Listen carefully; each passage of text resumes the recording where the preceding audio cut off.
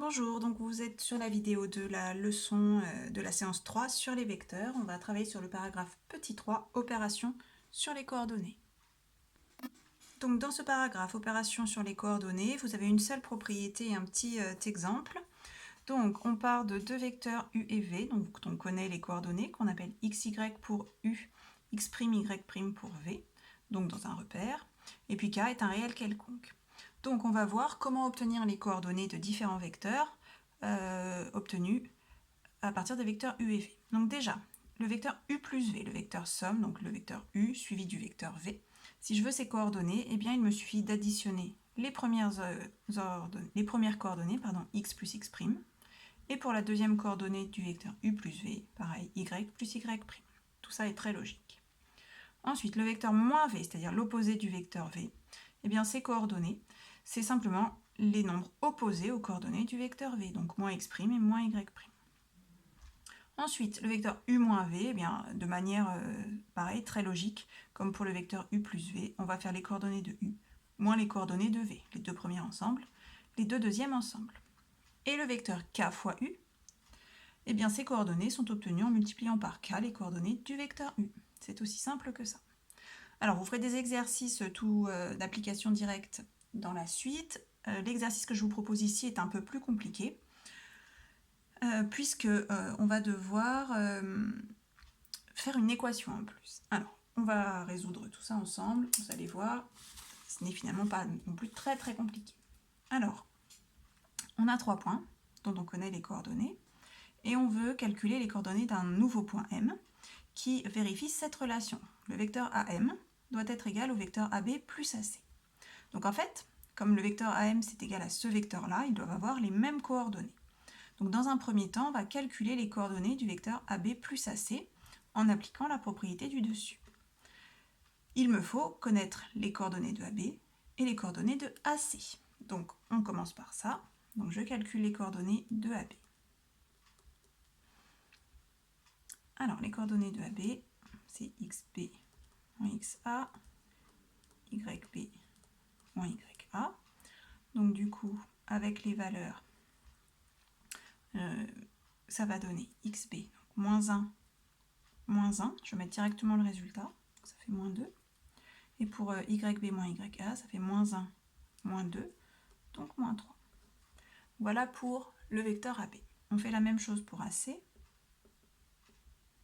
Donc xc moins xa, yc moins ya, ce qui nous donne xc 5, moins 1, 4, et enfin yc 4, moins ya, 2.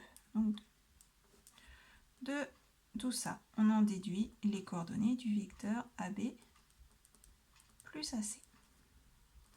Donc ça va être, on additionne ces deux nombres-là, moins 2 plus 4, ce qui fait 2, et moins 3 plus 2, ce qui fait moins 1. Donc ça, c'est pour les coordonnées du vecteur AB plus AC. Je sais que ces coordonnées doivent être les mêmes que celles du vecteur AM, puisque AM est égal à AB plus AC.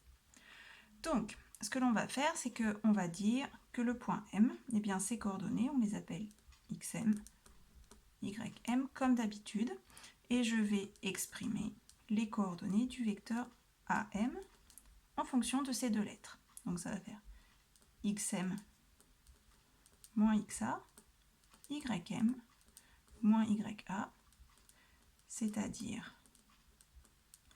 xm, je le laisse puisque c'est ce que je cherche, moins xa, donc moins 1, et ym moins ya, donc moins 2. Voilà, donc ça c'est la première étape, les deux premières étapes on peut dire. Alors maintenant que j'ai écrit ça, je vais utiliser l'information qui me dit que le vecteur AM, il est égal au vecteur AB plus AC. Donc ils doivent avoir, ce vecteur-là et ce vecteur somme, exactement les mêmes coordonnées. C'est-à-dire que ça et ça doit être exactement la même chose. Donc je vais pouvoir en déduire que xm-1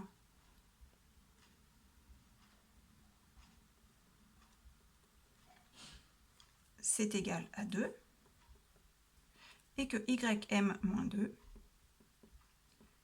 c'est égal à moins 1. Là, on se retrouve avec deux petites équations vraiment toutes simples, dont les inconnus sont xm et ym, donc il faut les isoler. Donc elles sont vraiment faciles puisqu'on n'a qu'une étape de résolution, on a juste le -1 pour la première à faire passer de l'autre côté, et le -2 pour la deuxième à faire passer de l'autre côté. Du coup, ça va faire xm égale 2 plus 1, c'est-à-dire 3.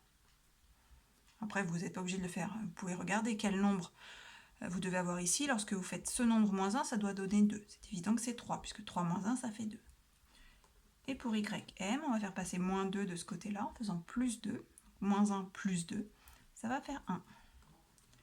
Et ainsi, on obtient les coordonnées de m.